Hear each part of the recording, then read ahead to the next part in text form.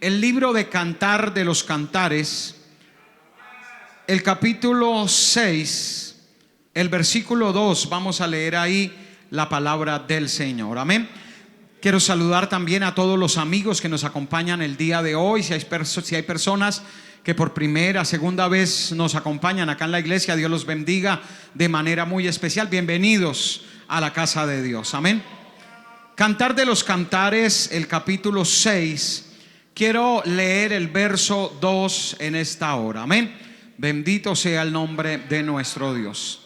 Y quiero invitarle para que me acompañe, por favor, en la lectura de la palabra del Señor. Leámoslo todos con la bendición de los tres más grandes, del Padre, del Hijo y del Espíritu Santo. Amén. Lea conmigo.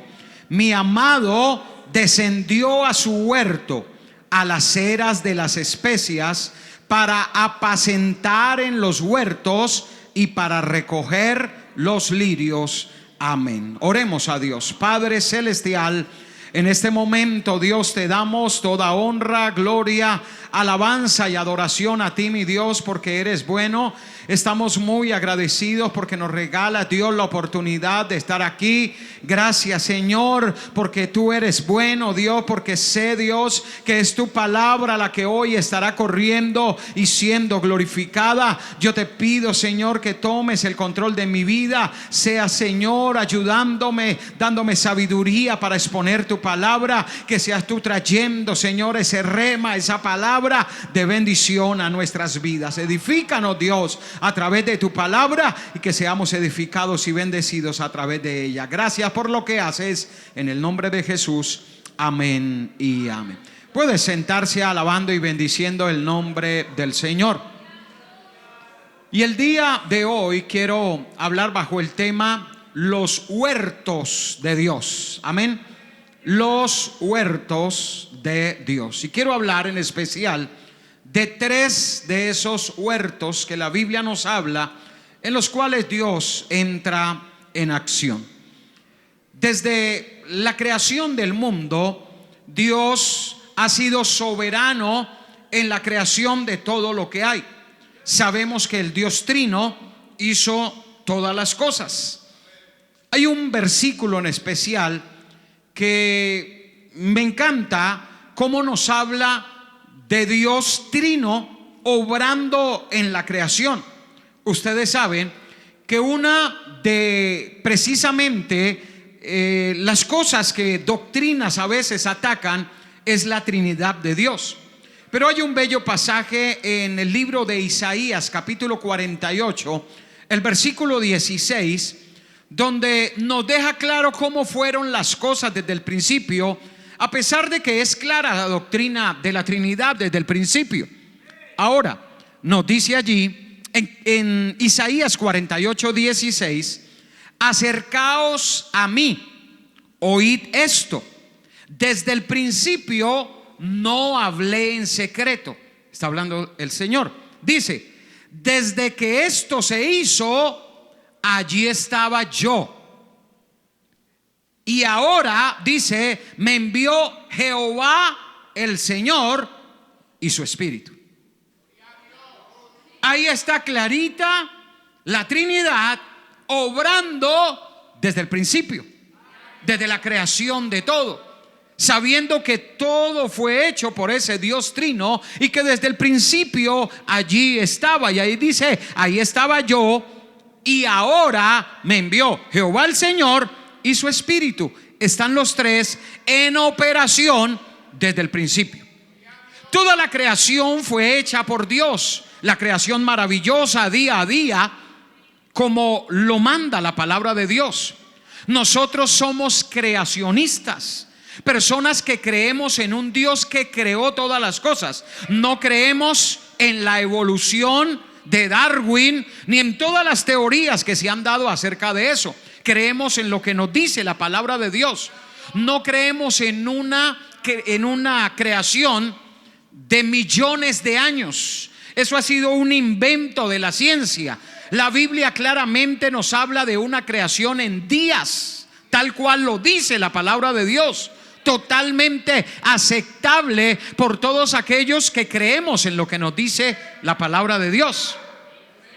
Hay algunos evolucionistas teístas que dicen que Dios sí hizo la creación y que cada día equivale a millones de años. No, el poder de Dios es tan grande que fue capaz de hacer la creación en días como los conocemos hoy. La Biblia es clara cuando nos dice que fue la noche y la mañana el día primero, y así nos va nombrando hasta el día séptimo. Toda la creación fue hecha por Dios. Todo fue hecho milagrosamente a través de la palabra de Dios, y luego el hombre a través de las manos de Dios. Pero nos expresa la palabra de Dios que en esa hermosa creación que Él hizo, había creado también al hombre, pero Dios hace y planta un huerto, nos dice la palabra del Señor. Y este huerto, el cual nos habla allí en el libro de Génesis capítulo 2, del verso 20 al verso 23, nos habla cómo fue que Dios vio que Adán estaba en soledad, que no era bueno que el hombre estuviera solo, y dice que le haría ayuda idónea para él. Pero Dios crea, y dice allí que hizo un huerto. Y ese primer hombre creado por Dios a su imagen, después que vivió en la soledad, vio Dios que no era buena, lo durmió y creó a Eva, la primera mujer, tomando una de sus costillas. Sabemos que Dios crea a Adán, pero después de Adán dice que Dios sembró un huerto, y en ese huerto hizo a la mujer. Pero mire que nosotros siempre hemos pensado que el huerto era Edén, pero quiero decirle que la palabra Edén como tal se deriva de un término acadio, que es la palabra Edinu, que significa llanura. Eso significa la palabra Edén, Edinu en acadio, y significa llanura. Y en esa llanura que se llamaba Edén fue que Dios construyó su huerto. El huerto no era Edén, el huerto quedaba en Edén. Así lo dice la palabra del Señor. Y si usted observa allí la historia del Edén, que está en la Biblia, en Génesis capítulo 2, versículo 4, dice que donde se ubica el jardín, en el sector oriental del Edén. Edén era la llanura, y en esa llanura se ubica o siembra Dios ese huerto. Generalmente la mayoría de traducciones presentan el jardín del Edén, y todos hemos pensado que el Edén como tal era el jardín, y quiero decirle que no. El Edén era la llanura como tal, y dentro de esa llanura que se llama Edén es que Dios pone su huerto. Mire que el texto hebreo nos da dos palabras que nos hablan acerca de esto. En hebreo se llama el Gan Beedén, y esa preposición be en el Beedén debe traducirse con en. ¿Qué quiere decir esto? Que el huerto está en Edén, está dentro de esa llanura llamada Edén, y por eso debemos hablar del jardín en el Edén. Y esa sería su forma correcta, y su ubicación, de acuerdo a lo que nos narra la palabra de Dios, estaba en el sector de Mesopotamia. Ahora, ese huerto fue tan especial que hay varias referencias bíblicas acerca de ese huerto. Una de ellas la encontramos en Génesis capítulo 13, verso 10, donde nos habla y dice: y alzó Lot sus ojos y vio toda la llanura del Jordán, que toda ella era de riego, dice, como el huerto de Jehová, como la tierra de Egipto en la dirección de Zoar, antes que destruyese Jehová a Sodoma y a Gomorra. Es una referencia que nos da que ese huerto estuvo en una llanura. También en Génesis 2:10 nos dice que salía de Edén, escuche esto, salía de Edén, de la llanura, un río para regar el huerto, y de allí se repartía en 4 brazos. También nos dice Génesis 4:16 que salió pues Caín, dice, de delante de Jehová y habitó en tierra de Nod, al oriente de Edén. Así que la tierra de Edén era toda una llanura, y en esa llanura es que Dios planta su hermoso huerto. Ahora, según este primer capítulo del libro de Génesis, este primer acto creador de Dios fue poner en orden el caos que había, como lo dice el versículo 2. Y en ese segundo capítulo encontramos el relato del Señor ahora plantando un jardín en Edén. Él, como ese jardinero que está plantando, y lo que le voy a mostrar nos va a mostrar precisamente cómo Dios está presente siempre como ese jardinero, obrando y sembrando allí. Quizás en la escritura el jardín no es solamente ese lugar apacible que aparece en esos primeros capítulos de Génesis. También es el lugar utilizado para mostrar el juicio divino por el pecado y las luchas angustiosas de las vicisitudes de la vida. Es un lugar donde se conjugan la bendición, porque Edén, que era la llanura, el huerto, que era el lugar donde Dios escoge para llevar a Adán, y allí dentro de ese huerto poder hacer a Eva, es el lugar especial donde Dios le muestra a Adán especialmente que fue creado fuera del huerto. Recuerde, Adán ha sido creado fuera del huerto, pero Eva ha sido creada dentro del huerto. Cuando Eva despierta y Adán la ve y dice: ella es hueso de mis huesos, carne de mi carne.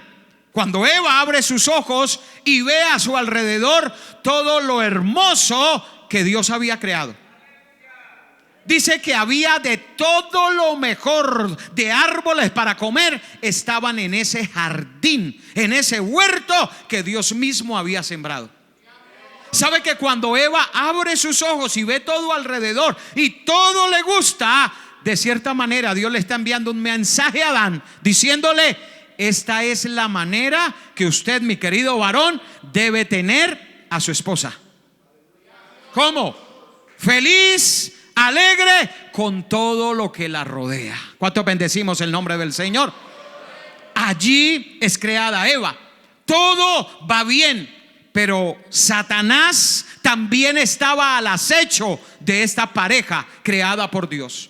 Adán y Eva tienen la decisión de poder escoger si aceptar la propuesta de Satanás o seguir la obediencia a Dios.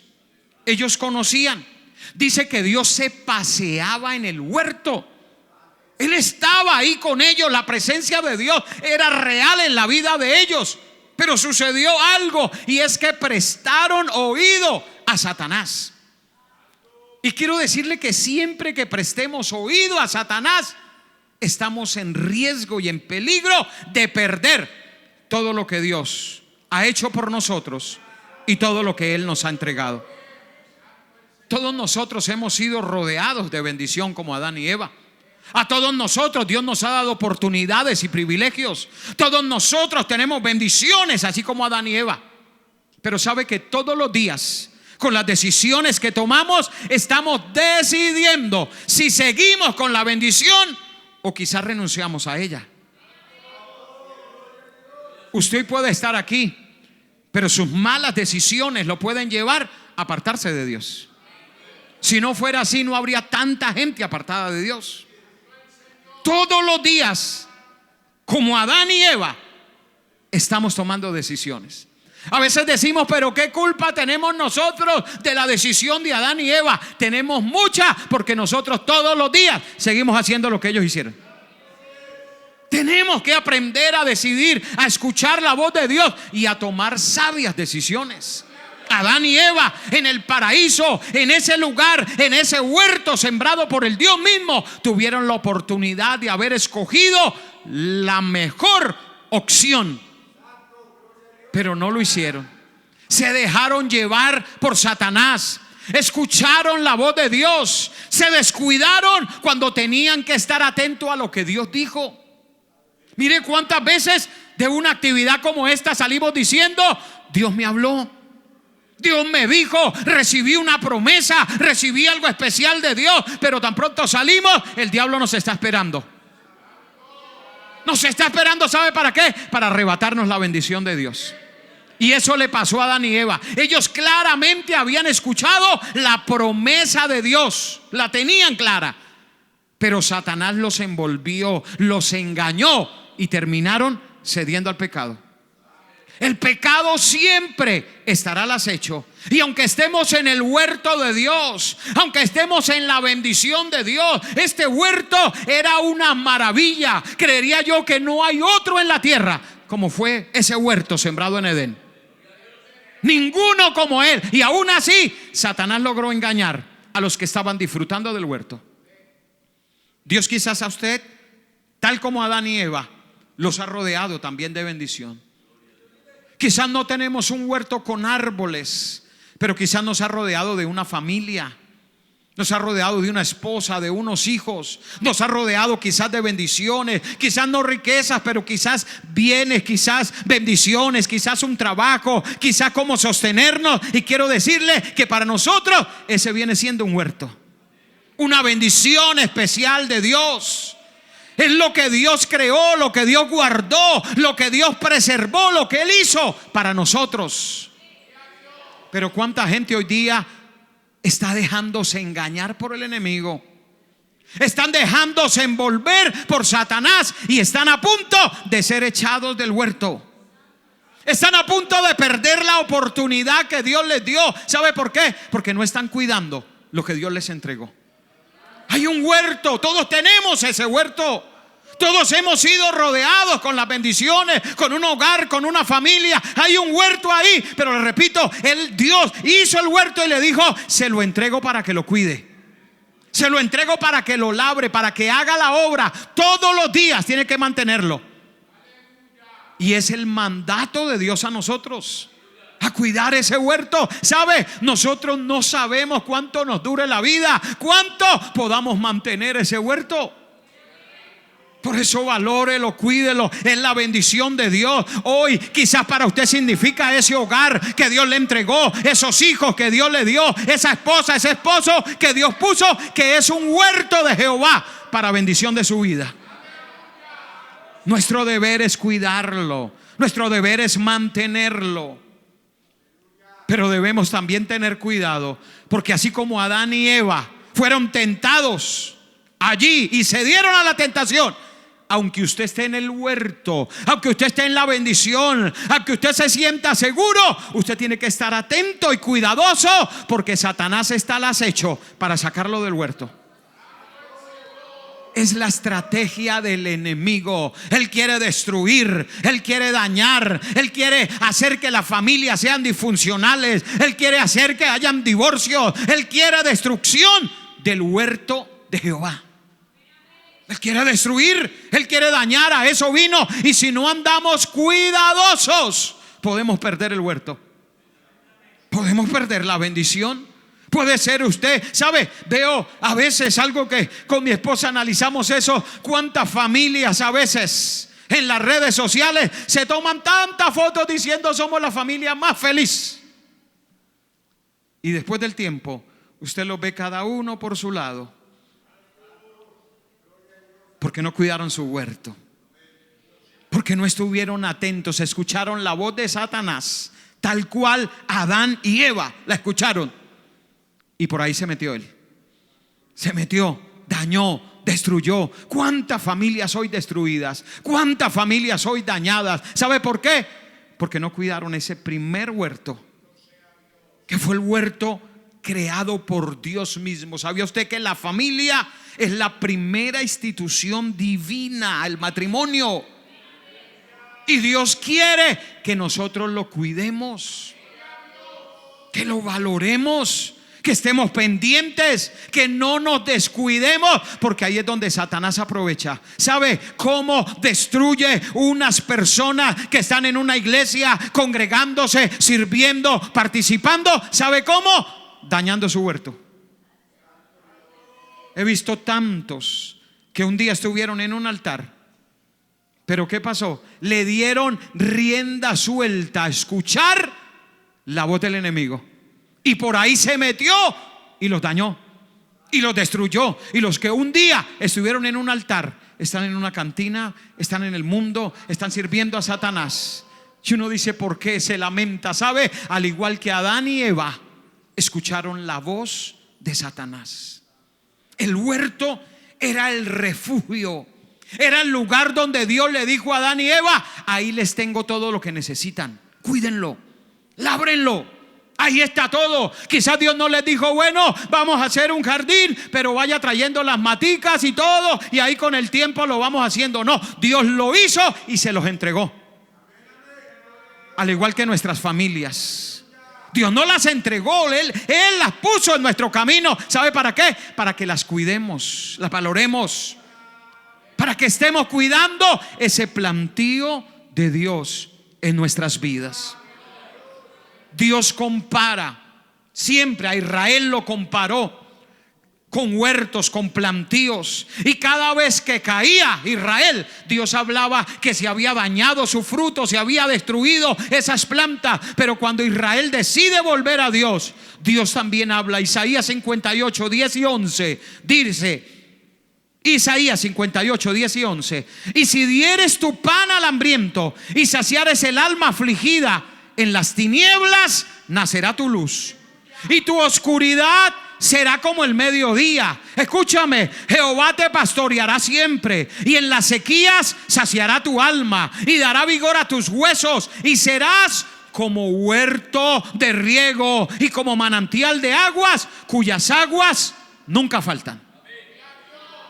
Eso es lo que Dios quiere cuando nos volvemos a Él, cuando cuidamos lo que Él nos ha entregado, cuando valoramos lo que Él ha hecho por nosotros. Cuidemos el huerto de Jehová, cuidemos la bendición que Dios nos dio. Cuida a esos hijos que el enemigo nos los quiere arrebatar con su ideología de género, con todas las políticas hoy de destrucción. Cuida tu huerto, cuida esas plantas que Dios ha puesto allí, ese Edén, ese huerto en Edén que Dios puso para bendición de tu vida. ¿Por qué no le das un aplauso al Señor en esta hora?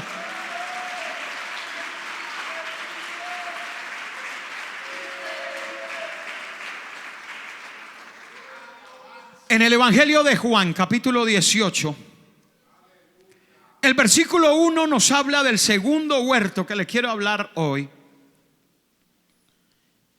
Evangelio de Juan, capítulo 18, versículo 1. Y nos dice allí: habiendo dicho Jesús estas cosas, salió con sus discípulos al otro lado del torrente de Cedrón, donde había ¿qué? Un huerto, en el cual entró con sus discípulos. El monte de los Olivos es un monte que queda frente a Jerusalén, y en ese monte hay un huerto, y ese huerto es llamado Getsemaní. La palabra Getsemaní viene o significa en griego Heximani, que es una palabra de origen caldeo y significa prensa de aceite o aceitunas. Y esta palabra fue adoptada como nombre para ese huerto que quedaba allí en el monte de los Olivos. La palabra Getsemaní como tal era el nombre que se le daba a las piedras que se utilizaban para poder moler las aceitunas. Eran piedras de aproximadamente 130 kilos pesaba una piedra de estas, y se usaba como prensa para extraer el aceite de los olivos que se usaba que estaban allí cerca. Y esta piedra, juntamente con otra piedra cóncava, allí se echaban las aceitunas. Y esta gran piedra, que en ese griego se llamaba Getsemaní, la piedra, se usaba y daba vueltas para moler las aceitunas. Ahora, ¿cómo funcionaba esa piedra? ¿Cómo funcionaba ese Getsemaní? Primero, luego de ser cosechadas las aceitunas, eran colocadas en un gran tazón para ser molidas con esa piedra de molino, piedra de la cual habló el Señor. ¿Recuerdan en aquella ocasión cuando Él dice que si alguien quiere ser tropiezo, mejor se ponga en el cuello, se ponga de corbatín una piedra de molino? 130 kilos pesaba, dice, y se arroje allá en lo profundo del mar. Si alguien quiere ser tropiezo para uno de estos pequeñitos. Ahora, lo segundo, al dar vuelta a la piedra del molino, la cual era movida por un asno, pues era muy pesada, la piedra rodaba sobre las aceitunas y las molía totalmente hasta hacerlas pulpa. Tercero, la pulpa era recogida en cestas y colocadas bajo una enorme piedra en un hoyo, el cual se conocía como Getsemaní, con el que se empezaba a extraer. Por el enorme peso se extraía el aceite. Bajo esta gran presión, el aceite de las aceitunas fluía de las canastas hacia un hoyo debajo.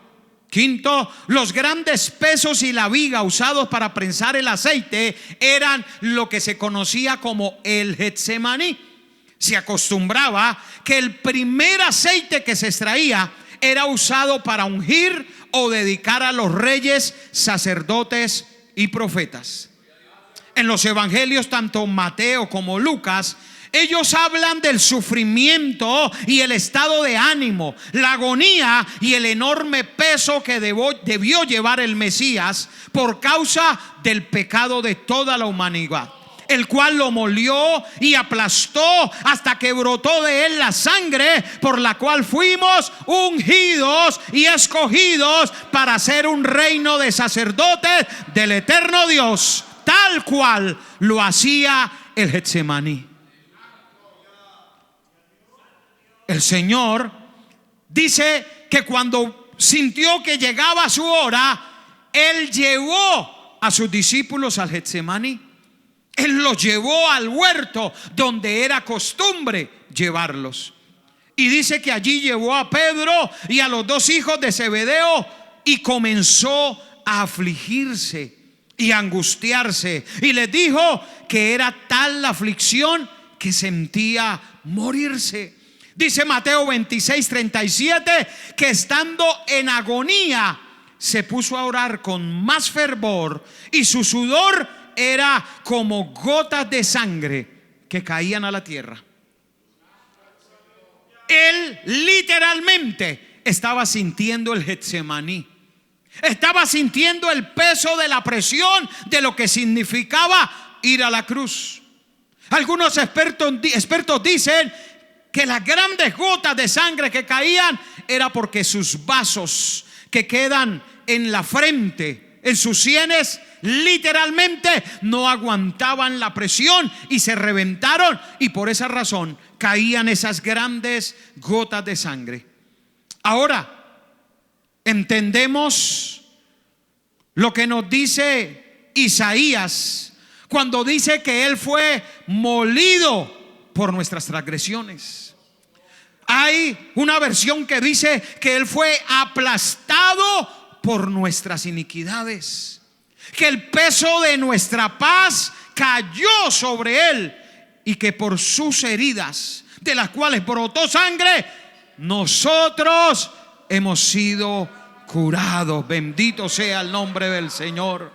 Él sufrió el dolor. ¿Sabe que este huerto se conoce como el huerto de la agonía?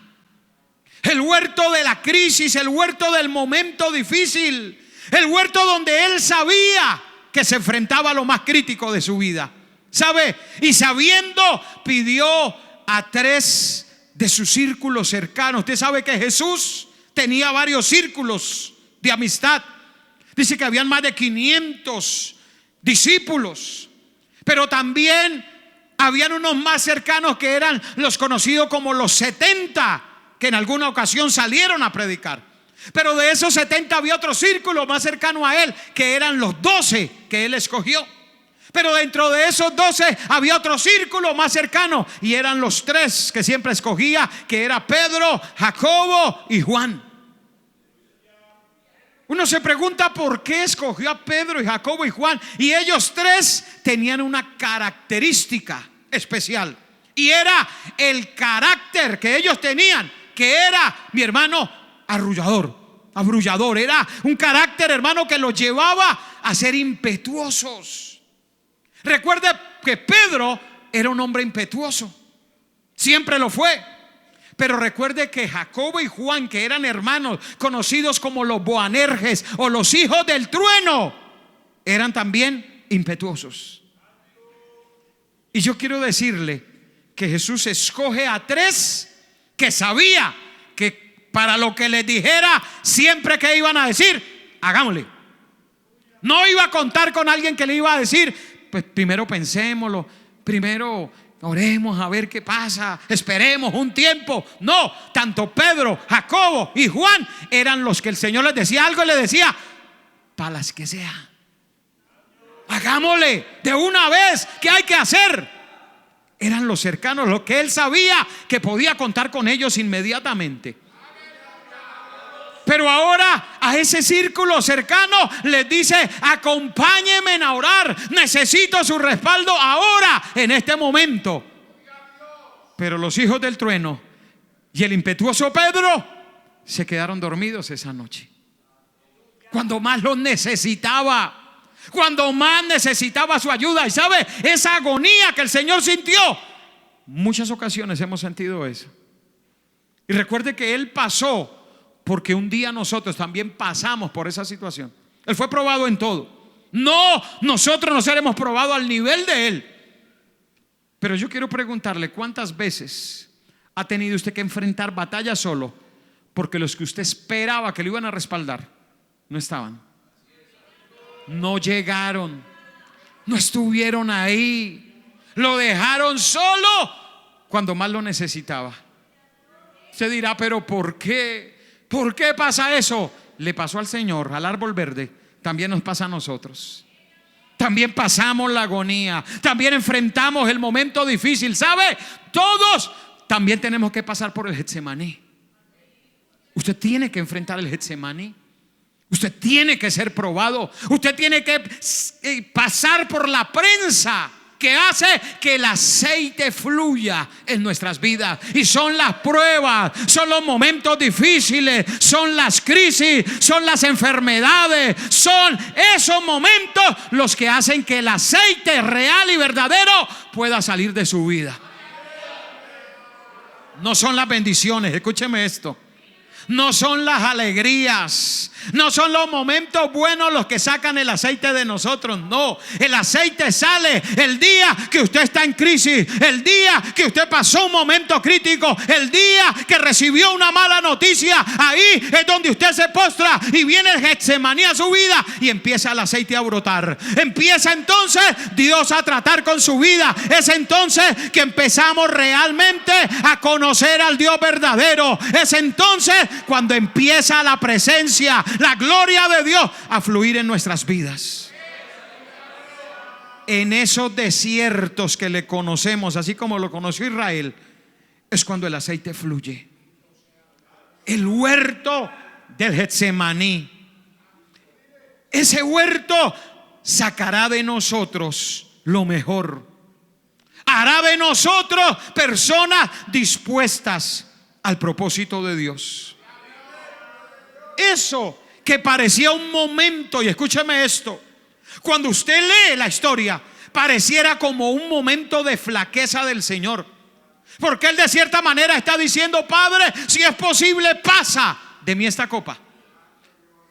En palabra nuestra, como diciendo: si no tengo que hacerlo, hay alguna posibilidad.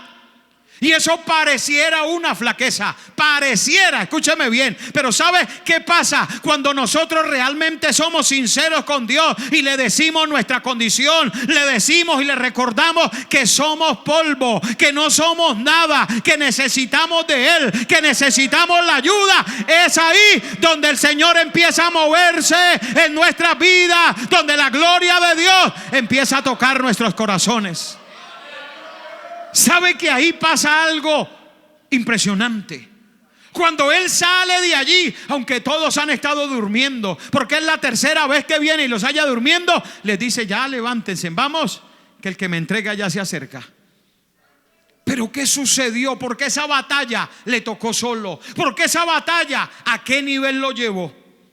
Y mire que allá hay un momento impresionante, cuando el Señor, allí en Mateo capítulo 26, Él les habla y llega allí Judas con los que lo vienen siguiendo para entregar al maestro. Y mire lo que sucedió en privado, mire ahora lo que viene a pasar en él. Dice que cuando llegaron los soldados frente a él y llegaron y le dijeron, él les preguntó: ¿a quién buscan? Y ellos le dicen: a Jesús Nazareno. Y él con una palabra les dice: yo soy.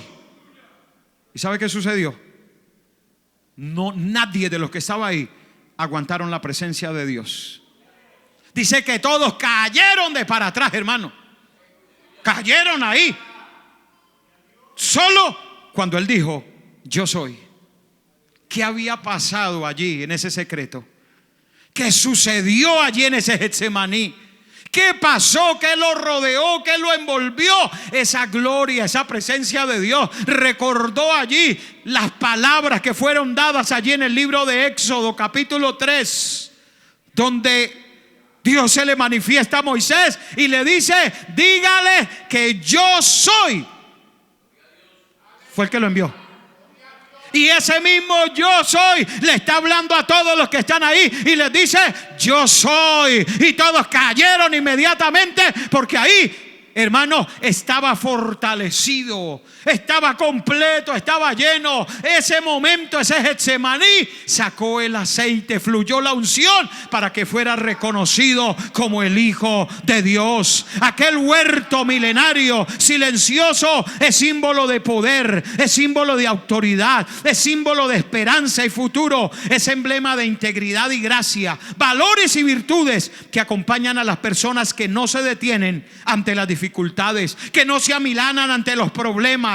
Ese huerto de plegarias, de meditaciones, preparó el Señor para la conquista de lo que venía. Ese momento y ese huerto que parecía de crisis, de agonía, fue lo que lo fortaleció, lo preparó para la hora de la prueba que había de venir. Cuando usted se encuentre pasando el huerto de Getsemaní, recuerde que aunque dura sea la prueba, Dios le va a dar la victoria. Dios pondrá victoria en sus manos. Bendición de Él vendrá para su vida. ¿Cuántos bendecimos el nombre del Señor? Aleluya. Denle un aplauso fuerte a Él.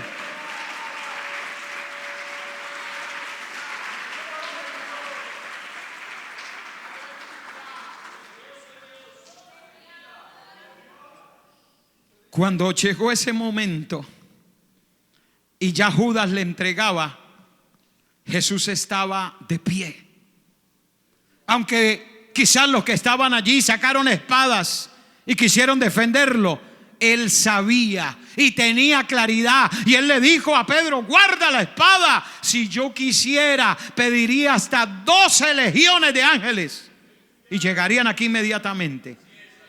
Pero él sabía que había estado en el Getsemaní, que había sido probado, que había sido exprimido y que había aceite ahora suficiente para lo que venía para él. Bendito sea el nombre del Señor.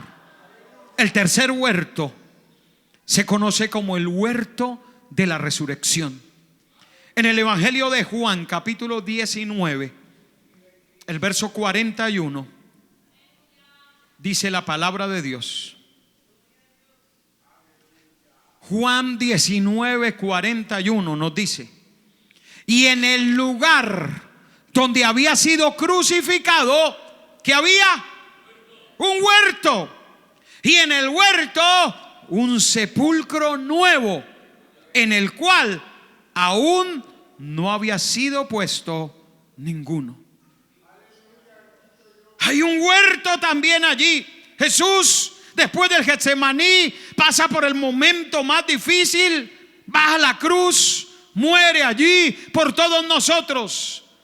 Pero ahora su cuerpo es llevado a un huerto, casualidad o propósito, un huerto en el cual hay un sepulcro nuevo.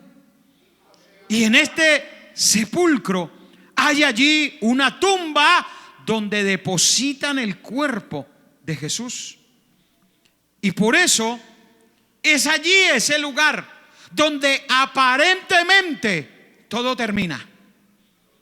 El sepulcro es el lugar donde todo termina. Hablamos que el Edén fue un inicio, pero pareciera que este huerto fuera el huerto donde todo acabó, donde todo terminó, donde la historia de Jesús aparentemente llegaba a su fin. Empezó en un huerto, terminó en un huerto, así que parecería que la historia se completaba, nació, creció, murió y hasta ahí llegó. Pero recuerde que aunque Él era 100% humano, también era 100% Dios.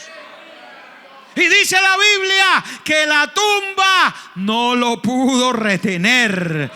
No pudo, aunque ese es el ciclo normal para cualquier humano, pero no normal para el Hijo de Dios, no normal para el que venció la muerte, no normal para aquel que expuso a los principados, a las potestades, al que los exhibió públicamente, a ese Dios todopoderoso. La tumba no lo podía retener, no lo podía estancar. Bendito sea el nombre del Señor. Aleluya. ¿Sabe?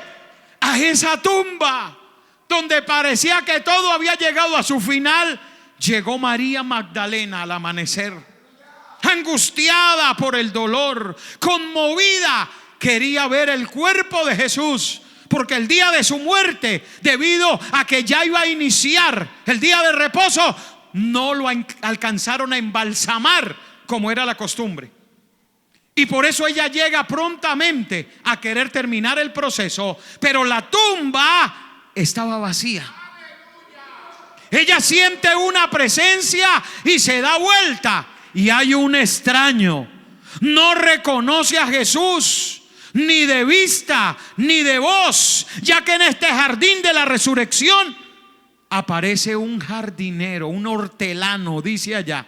Ella creyó que era el hortelano, pero allí el resucitado la saca del momento estupefacto en que ella se encontraba. La trae al tiempo presente, llamándola por su nombre, María. Y cuando ella escucha su nombre, ella lo mira inmediatamente y le dice Raboni, que quiere decir maestro. Era él, era el maestro. Ella creyó que era solamente el hortelano, el jardinero. Y mire la historia, que empezó con un jardinero. Dios como jardinero haciendo el primer jardín, ahora está allí también nuevamente como jardinero, mostrando que la muerte no lo pudo retener. Bendito sea el nombre del Señor. María Magdalena encuentra ahora a su Señor viviente. Allí pasa algo maravilloso, extraordinario. Pero quiero terminar con esto. Cuando llegan los otros discípulos, allí sucede algo increíble.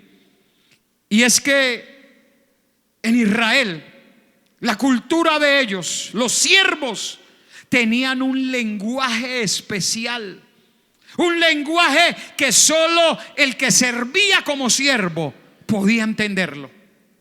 Y cada vez que un amo llegaba a la casa y se sentaba a comer, siempre había un lienzo allí que se utilizaba para limpiarse las manos y la boca, ese lienzo. Y ese lienzo siempre estaba en la mesa.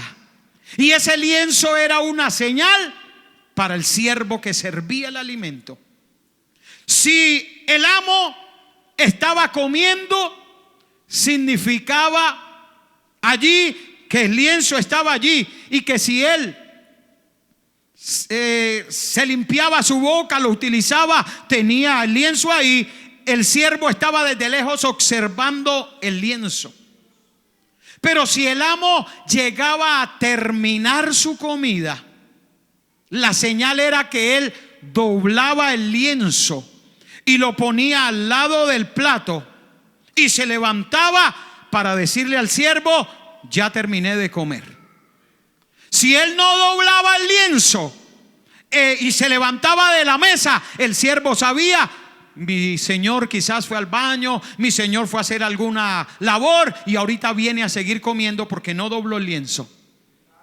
Pero si doblaba el lienzo y lo dejaba allí en la mesa doblado y se levantaba y se iba, el lienzo significaba: ahorita vuelvo, voy a volver a terminar lo que no he terminado. Y yo quiero que me acompañen en el Evangelio de Juan, capítulo 20, versículos 6 y 7. Con esto termino. Si alguien me puede ayudar en la música, por favor. Dice el Evangelio de Juan, capítulo 20, versículos 6 y versículo 7. Y escuche lo que acabé de contar del lienzo. Y dice: luego llegó Simón Pedro tras él y entró en el sepulcro y vio que, dígamelo más fuerte, ¿qué vio Pedro? Los lienzos puestos allí y el sudario que había estado sobre la cabeza de Jesús, no puesto con los lienzos, sino que enrollado en un lugar aparte. ¿Qué significa eso? Jesús dejó un mensaje en la tumba. Dejó un mensaje que solo los siervos lo entienden. Y todo siervo entendía que si el lienzo estaba doblado, el Señor decía: yo volveré, yo no he terminado, yo todavía no he terminado la obra, yo volveré por lo que estaba haciendo, el trabajo que estaba haciendo, yo volveré a terminarlo. El lienzo en la tumba significa que el Señor viene. El Señor viene otra vez. Él viene por usted y por mí. Él va a terminar la obra. Él no nos ha dejado solos. Él va a continuar. Él va a seguir porque Él nos ama. Porque ese huerto que Él inició desde el principio, ese huerto que lo llevó a Getsemaní, ese huerto de la resurrección, nos están indicando que el Señor trabaja, que el Señor hace una obra, que nosotros podemos pasar también por allí, pero que Él no nos deja solos, que Él vuelve a terminar lo que un día inició. Yo quiero que se ponga de pie, por favor, en esta hora, y vamos a decirle hoy al Señor: ¿sabe? Yo no sé usted en qué huerto se encuentre ahora. Yo no sé en qué proceso usted se encuentre ahora. Yo no sé en qué momento usted está. Pero yo quiero decirle que el Señor está aquí para ayudarle. El Señor está aquí para sostenerle. Si usted quiere venir al altar, si usted quiere venir hoy a decirle: Señor, quizás estoy atravesando el huerto de Getsemaní. Yo no sé cómo se encuentra usted atravesando el huerto. No sé en qué etapa del huerto está usted. Pero lo que sí sé es que el Señor ha prometido ayudarle. Lo que sí sé es que aunque se encuentre usted, quizás usted me dice hoy: pastor, estoy en el huerto del Edén. Quizás Dios me ha dado una familia preciosa, pero el enemigo ha estado tocando ahí a la puerta. El enemigo ha querido dañar ese huerto. Sabe, esta tarde es una oportunidad para que le clames a Dios por ese huerto que Dios te entregó. Esta tarde es una oportunidad para que le digas: Dios, ayúdame a cuidar ese huerto. Vamos, yo quiero que tú levantes tu voz. Yo quiero que tú levantes tu voz. Dios te ha dado un huerto para cuidar. No lo dejes, no lo abandones, no lo sueltes, no lo descuides. Es huerto de Jehová. Algunos dicen, ¿será que no era la voluntad? Pues claro que sí era la voluntad de Dios. Por eso estás ahí. Lo que tienes es que cuidar ese huerto. Lo que tienes que todos los días cuida lo que Dios te entregó. Valora, joven, valora a tus padres. Son tu huerto. Varón, valora a tu esposa. Es el huerto, el plantío de Jehová. Cuida el huerto que Dios te ha entregado. Pero quizás si tú estás pasando otro huerto, el huerto de Getsemaní, quizás estás siendo probado. Quizás estás pasando un momento crítico, difícil. Quizás te sientes en el Getsemaní, en la prensa. Quizás dices, ya no aguanto, pastor, esta prueba es dura, es difícil. ¿Cuándo saldré de ahí? Dios te dice, pronto, pronto, cuando el aceite sea suficiente para envolver tu vida, para ungirte, para que no tengas temor de lo que Dios va a poner en tu mano. Quizás estás atravesando un Getsemaní. Quizás está pasando ese momento duro. Aguanta, resiste, que Dios te dará la victoria después del Getsemaní. Resiste, que Dios estará contigo después del Getsemaní. Es más, aún en el Getsemaní, Dios está contigo. Dios no te ha soltado, Dios no te ha abandonado. Él está ahí para ayudarte y sostenerte. Pero Dios está buscando también a aquellos que deseen como Cristo ser resucitados un día. Como Cristo levantarse también, las primicias de la resurrección. Dios está buscando esos hombres valientes, hombres y mujeres valientes que esperan a que su Señor regrese. Yo no sé si tú eres de eso. Yo no sé si tú eres de eso que aguanta, que espera la venida del Señor. Él viene pronto, Él se acerca. Él dejó una señal, Él dejó el lienzo en la tumba diciendo, volveré. Volveré, volveré por ti, volveré, aleluya. Ay, poderoso es el Señor. Vamos, levanta tus manos y adórale. Santo es Él, aleluya. Santo es el Señor.